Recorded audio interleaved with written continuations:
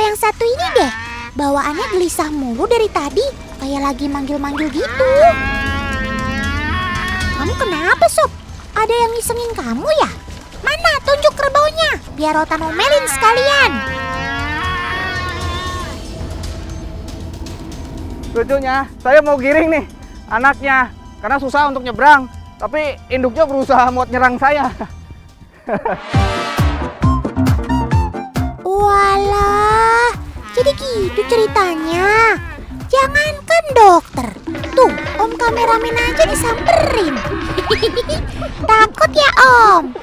Iya sih, siapa yang gak takut berhadapan dengan kerbau yang besar dan emosian kayak gini? Tuh, dia nggak mau nyebrang. Tapi saya harus jaga jarak ini, soalnya emaknya marah banget. Tuh. Enggak mau nyakitin, enggak, mau nolong. Yuk, maju yuk. Lewat sana. Seperti inilah insting seorang ibu. Tanpa mau banyak tahu maksud dan tujuan yang mendekati anaknya, dia anggap sebagai pengganggu dan ancaman serius. Makanya dari tadi induk kerbau marah-marah terus. Ternyata lagi coba lindungi anaknya. Ini karena si anak kerbau masih kecil, perkiraan usianya 2 bulan. Dia masih takut untuk nyebrang. Induknya diseberang, berusaha protek dia tuh. Nah, saya niatnya mau nolong. Tuh Sob, dibantu sama paman. Harus nurut ya. Nah, pinter. Bisa nyebrang kan? Maunya didorong-dorong ternyata, Dok. Mungkin dia masih ragu sama air sungai di sana. Di usia yang masih terbilang anakan, semua masih terkesan asing bagi dia. Makanya harus selalu didampingi, termasuk paman penggembala yang selalu setia menunggu mereka sampai matahari menjelang terbenam. Nah kan, udah mulai berendam di lumpur aja nih. Udah pada kepanasan ya? Merendamkan seluruh tubuhnya ke dalam lumpur adalah salah satu cara mereka untuk bertahan hidup. Maklum teman, mereka termasuk hewan yang gak kuat kena panas sinar matahari. Beginilah cara mereka menurunkan suhu tubuhnya. Ya udah. Otan kasih waktu sebentar ya buat kalian ngademin diri dulu. Abis ini kita lanjut main lagi ya Sob.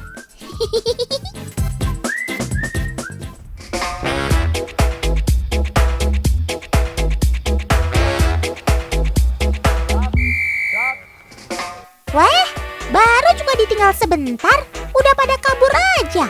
Mau pada kemana kalian Sob? Tunggu napa? Jangan tinggalin Otan.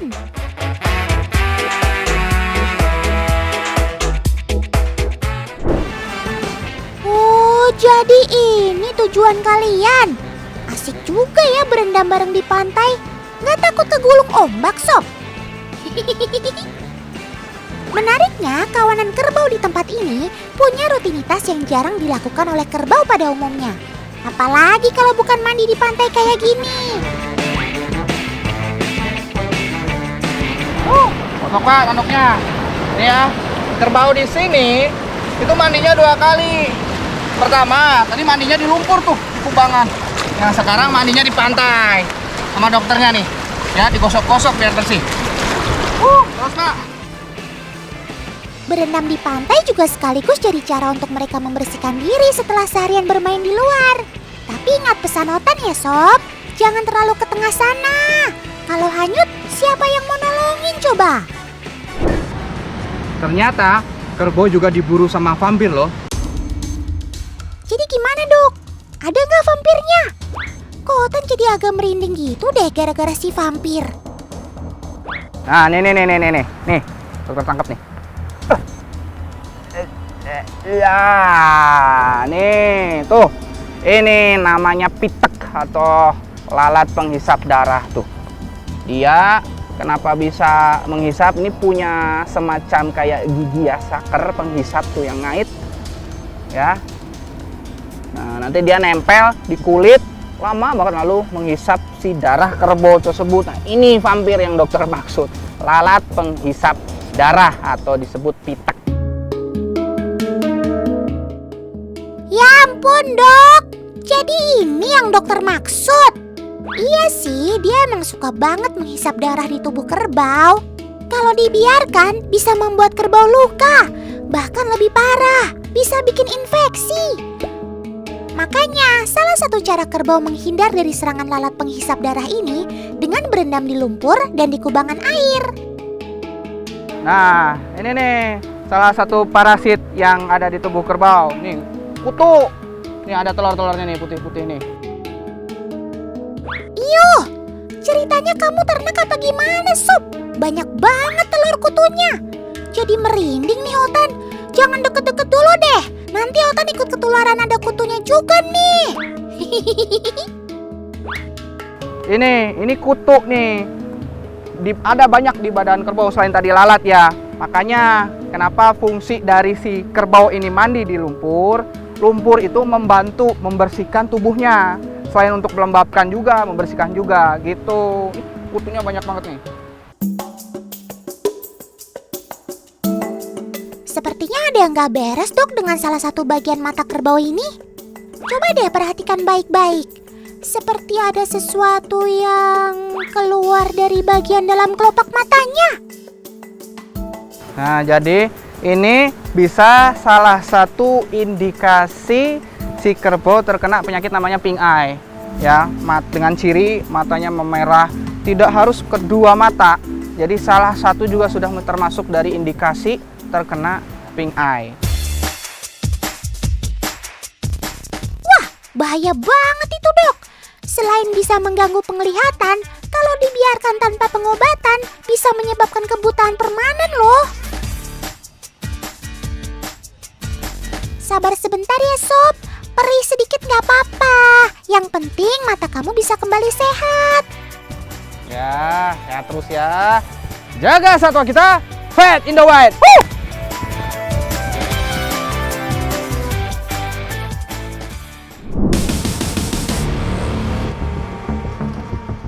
Tuh, Tan, jadi udah ada suara dari lebahnya nih. Ini tandanya si lebah ini udah mulai waspada nih akan kehadiran kita. Tetap waspada, walaupun tadi dokter udah ngoles-ngoles nih pakai daun kapulaga, kita jangan melakukan gerakan yang mengejutkan karena bisa menarik perhatian si lebah. Sudah terlihat tuh sarangnya. Ternyata beneran ada di dalam bongkahan batu besar ini.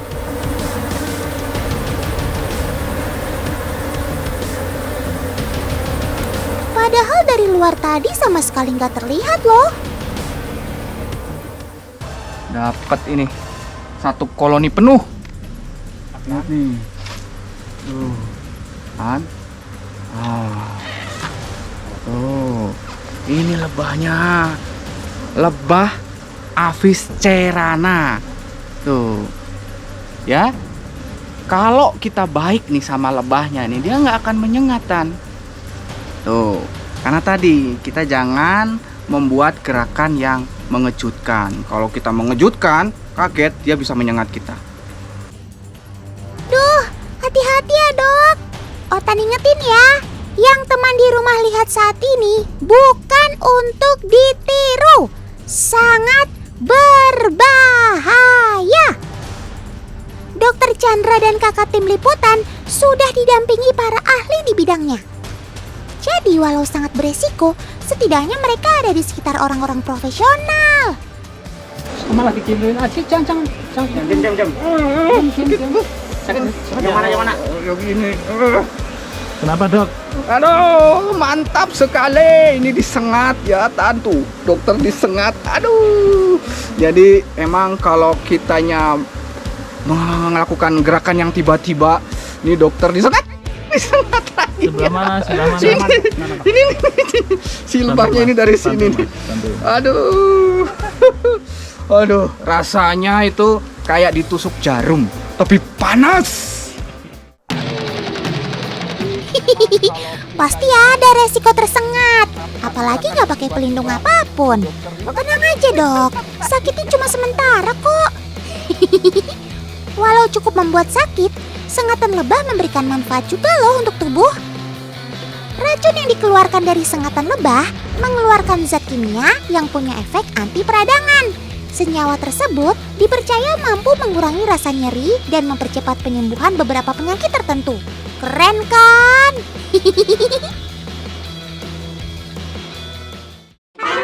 Dokter punya tips nih agar kita nggak diserang sama lebah ketika di hutan. Jangan pernah sekali-kali pakai parfum ya yang menyengat. Contohnya kayak gini nih. Dok, beneran dok. Dok,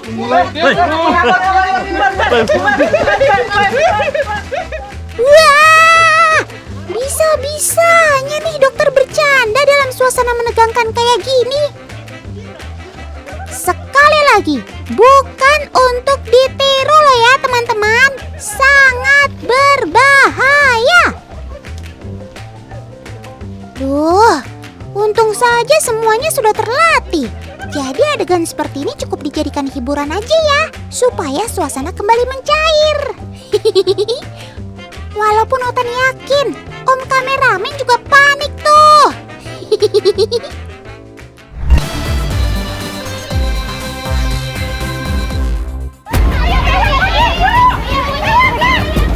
Astaga, ada apa ini? Kok pada tegang dan ketakutan semua sih?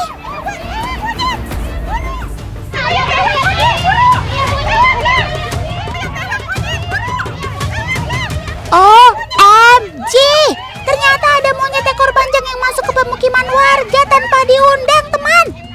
Oh, jadi kamu penyebab kekacauan semua ini ya, Sob?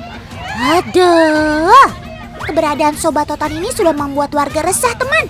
Apalagi ya berusaha melawan ketika mau diusir. Gimana nggak merinding disko nih mama di sini? Tapi jika dibiarkan, bisa bahaya untuk monyet maupun warga setempat.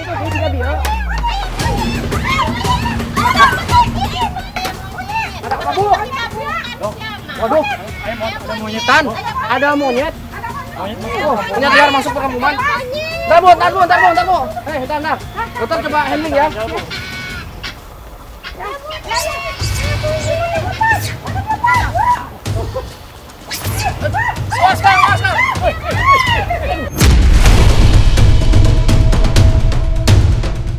Ya ampun, saking lincah dan agresifnya, sampai Dok Chan dan Kang Wilan terjatuh, teman. Monyet liar memang cenderung menghindar ketika bertemu manusia. Tapi jika merasa terpojok, justru ia akan mencoba menyerang lawannya. Wah, mantap ya. Oke. Sekarang dokter mau pasang jarumnya sama isi obat biusnya di tulupnya ya. Oke, jarumnya udah terpasang. Sekarang mana namanya nih? Tuh ada di bawah dok tuh. Ini dokter pasang jarumnya dulu. Oke. Sekarang mau diisi sama obat biusnya.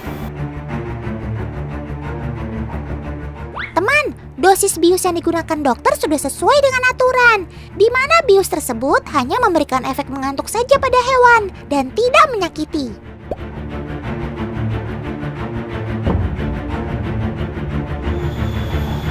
Ibu, boleh agak mundur ya? Ada juga ya ke sana ya. Oke. Dok, kayaknya kena dok. Wah, kena tuh. Kena tuh di pantatnya. Oke. Mantap, Dok! Sekali tiup langsung kena sasaran. Wush!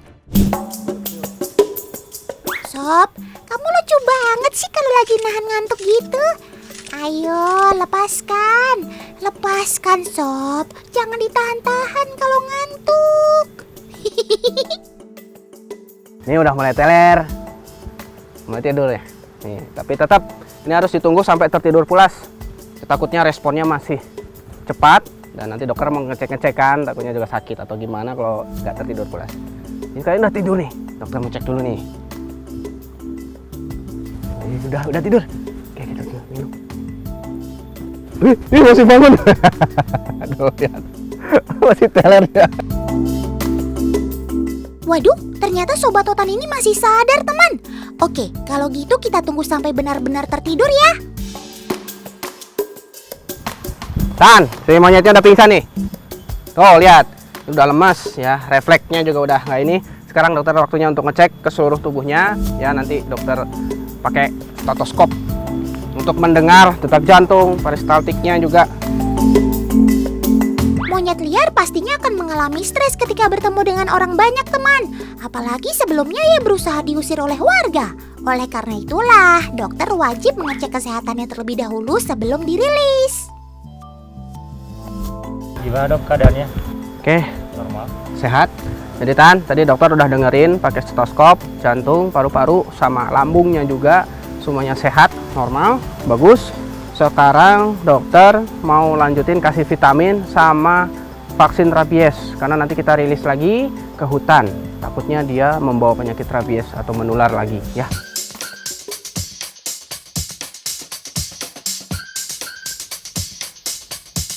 Teman, kita tetap harus waspada terhadap monyet liar. Karena rabies bisa dibawa oleh monyet dan menularkannya ke manusia melalui gigitan, cakaran, maupun air liur. Oke, ntar dokter mau pakai selendang untuk nutupin ini mukanya. Dan nanti takutnya kaget ya kalau udah bangun, biar nggak nyerang dokter juga. Oke, ayo. Oke, ayo Tan.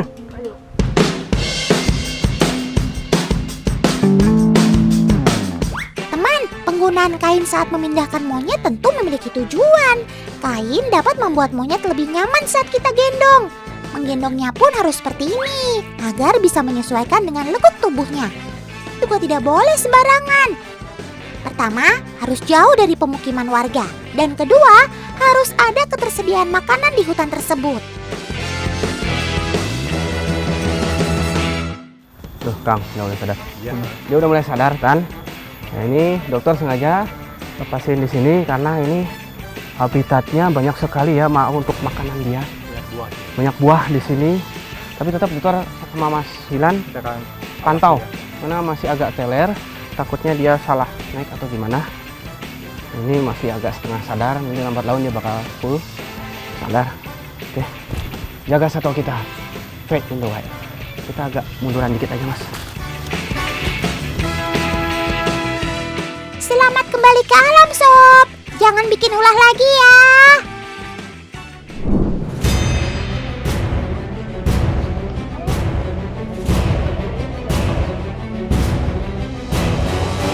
Waduh, Pak, ini penyu hijau Tan.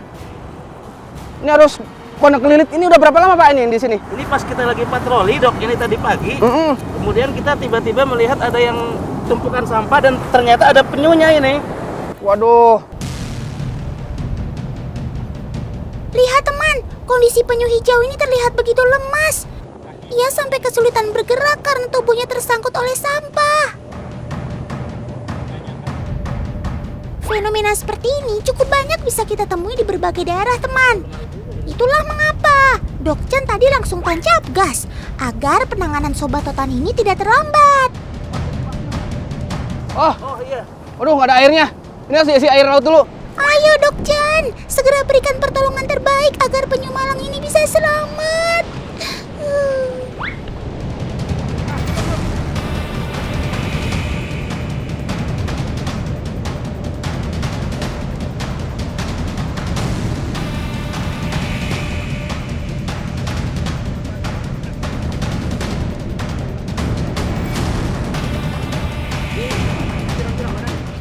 Tan, ini kalau kita menemukan penyu lagi terdampar kayak gini, evakuasi pertamanya, tahap pertamanya ini pertolongannya, kita membasahi badannya agar tidak dehidrasi. Karena tadi udah lama ya Pak ya? Udah hampir seharian katanya. Oke. Ini dokter sekarang mau ngecek nih. Tuh dia lagi minum Tan. Oke, kita tunggu sejenak. Karena pasti udah berlama-lama ini di area luar gini, dia pasti dehidrasi.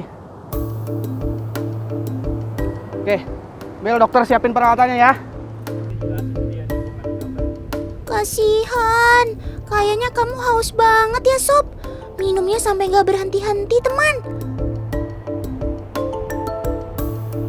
Selain untuk menghilangkan dehidrasi, air laut juga berfungsi untuk mengembalikan kelembapan tubuh penyu setelah beberapa jam terkena sinar matahari.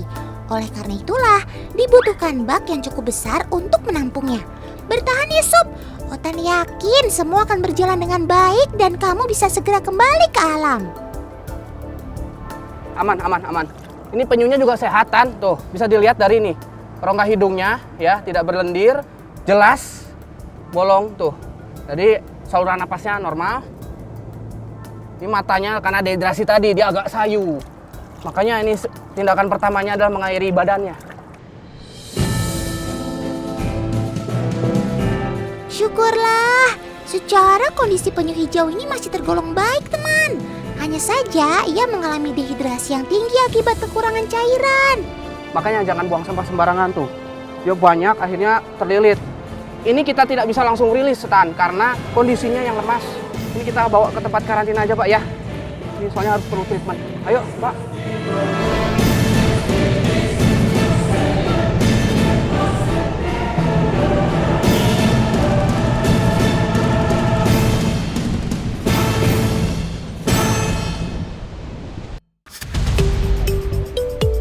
Dalam catatan IUCN, penyu dikategorikan sebagai satwa langka dan terancam punah. Untuk itulah, kesejahteraan hidupnya sangat perlu diperhatikan. Apalagi saat ini, perburuan penyu sudah sangat marak, yang membuat mereka semakin terancam.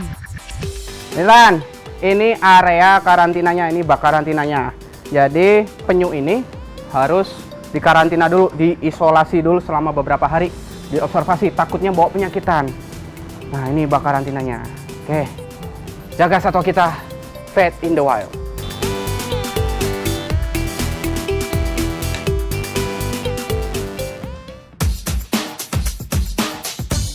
Menurut para ilmuwan, penyu sudah ada sejak zaman Jura, yaitu sekitar 179 juta tahun lalu.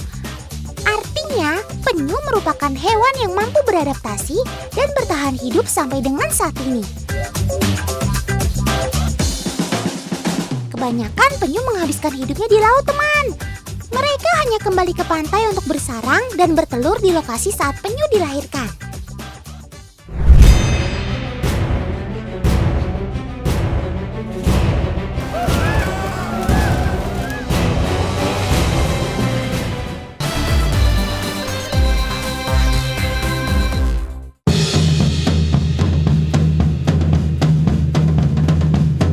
Dokter mau kemana sih, Dok?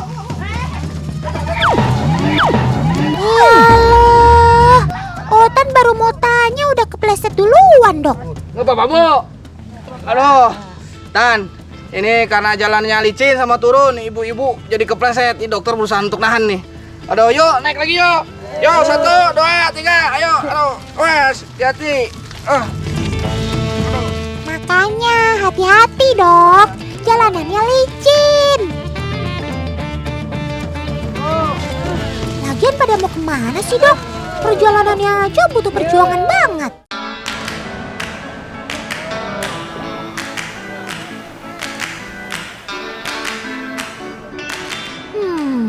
Tapi kalau dilihat-lihat sih ini Otan kayaknya tahu deh. Nama jebakan ikan ini biasanya disebut badodon. Cara pemasangannya dengan melawan arus sungai, di mana bagian mulut atau pintunya yang besar berada di bagian depan dan semakin ke belakang semakin mengerucut. Nah, Tan, jebakan ini dibuat untuk mendapatkan ikan. Nah, ikan yang dokter tuju itu namanya ikan menga. Karena itu susah untuk didapatkan kan. Mudah-mudahan dapat ya. Untuk mendapatkan ikan menga memang bukan hal yang mudah, teman. Kita harus menggiringnya ke dalam badodon dengan cara menepuk-nepukkan kayu maupun tangan ke permukaan air sungai. Habitat ikan menga yang berada di sungai arus deras serta bebatuan membuat ikan ini terbilang jarang ditemui. Bentuk fisiknya yang kecil berukuran 2 cm hingga 15 cm serta memiliki alat penghisap di bagian perut membuatnya mampu menempel pada bebatuan dan bertahan dari arus kuat. Akhirnya dapat juga ikan menga yang kita cari-cari, Dok. Hasilnya memang tidak banyak, karena ikan menga sulit didapat, walaupun perangkapnya berukuran besar.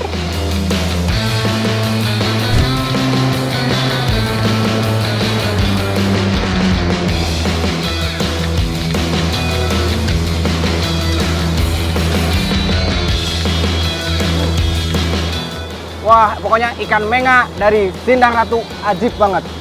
Jaga satwa kita, Fate in the Wild.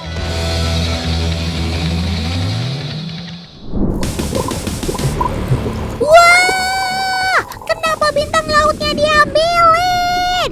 Kalau nangkep ikan sih wajar, kan bisa dimakan. Lah bintang laut diambil buat apa coba? Ngomong-ngomong, si bintang laut ini kayaknya Utan pernah lihat deh. Oke, Tan, itu dapat banyak tadi agartha. Jadi dia emang hama yang bakal merusak terumbu karang. Dia bakal nempel di terumbu karang, lalu si terumbu karang itu akan dihisap buat nutrisinya, kehidupannya juga, ya lama-lama akan mati. Itu bahaya banget. Ini dokter misinya adalah mengambil penumbukan itu agartha tadi. Oh alah, Otan baru ingat sekarang. Ini namanya si bintang laut mahkota berduri, alias Crown of Thorn Starfish. Masyarakat di sini biasa menyebutnya agartha. Meski si bintang laut bentuknya terlihat indah, rupanya dia adalah predator rakus pemakan terumbu karang, teman. Dia akan jadi musuh untuk terumbu karang ketika jumlahnya membludak tak terkontrol. Tuh kan, banyak karang memutih, bahkan banyak karang mati. Kebayangkan kalau nggak ada terumbu karang, ikan-ikan kecil mau tinggal di mana? Ada apa, Paman? Paman menemukan apa? Kok sepertinya heboh banget? Wah! Ternyata ada ikan aneh, teman. Ini namanya stonefish, teman, alias ikan batu karang. Udah jelas kan kenapa namanya begitu? Tuh, lihat aja bentuknya yang sulit dibedakan sama batu karang. Gak hanya itu, si ikan ini rupanya punya racun bernama verukotoksin yang bisa menyerang syaraf dan otot sekaligus. Nih, dokter mau liatin bisanya seperti apa. Wah, lihat durinya panjang-panjang begitu. Ternyata lebih serem dari lihat tampang kamu, Sob. Setiap durinya ini persis seperti jarum suntik, teman. Tuh kan, ketika durinya tertusuk sesuatu, langsung racun yang menyembur keluar seperti disuntikan. Aduh, gak kebayang kalau bisa sebanyak itu masuk ke tubuh korbannya. Pasti sangat sakit dan harus dibawa ke rumah sakit secepatnya. Oke dok, sekarang teman di rumah jadi tahu deh bahayanya si ikan tengkorak ini.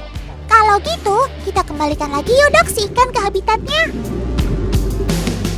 Dah, berenang yang jauh ya Sob, biar kamu tidak melukai manusia. Bye-bye.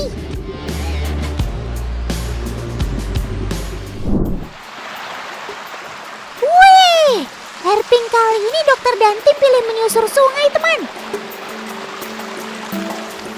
Teman di rumah jangan coba-coba masuk hutan begini tanpa pengetahuan yang cukup ya. Mulai dari mengenal medan, membaca arah, sampai mengikuti jejak akan diuji betul supaya tidak tersesat dan menemukan target yang dicari. Wah, kenapa itu? Ada apa sama Kak Tata? Ada apa, Tak? Wah, mas. Hah? Ada apa, Dok? Tan, ini ularnya udah mati. Ini di sebelahnya juga ditemukan ada biawak, Tan. Ya ampun, ternyata begitu teman. Rupanya Kak Tata tadi terkejut karena hampir menginjak bangkai ular dan biawaknya. Si Viper mungkin mati karena luka parah akibat gigitan si biawak. Sedangkan si biawak mati karena bisa yang disuntikan si Viper dengan gigitannya. Ya, begitulah hukum alam, teman. Masing-masing hewan dibekali alam dengan senjata bertahan dan menyerang masing-masing untuk bertahan hidup. Kalau terinjak, nih apalagi kena taringnya nih, Tan, nih. Lihat. Ini kalau terinjak, ini sih bisanya masih bisa melukai kita, Tan. Waduh, meski sudah mati sekalipun, rupanya si ular Viper ini masih bisa membahayakan, teman. Tuh, lihat saja taring si Vipernya. Persis kayak jarum suntik. Kecil tapi bisa menyuntikkan bisa.